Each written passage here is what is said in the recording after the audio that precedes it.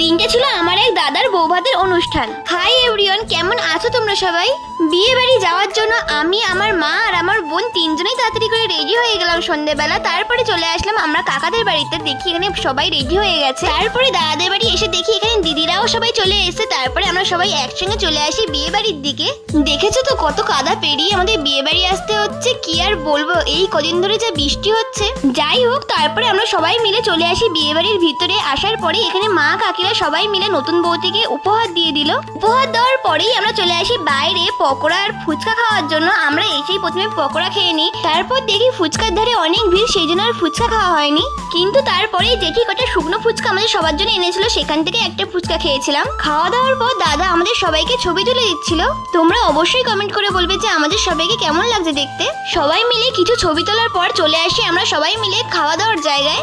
খাওয়া দাওয়া করার পরে আমরা সবাই মিলে বাড়ি চলে আসি। আজকে আমার ভিডিওটা এই পর্যন্ত। আজ তাহলে সেটা হচ্ছে পরে ভিডিওতে। বাই।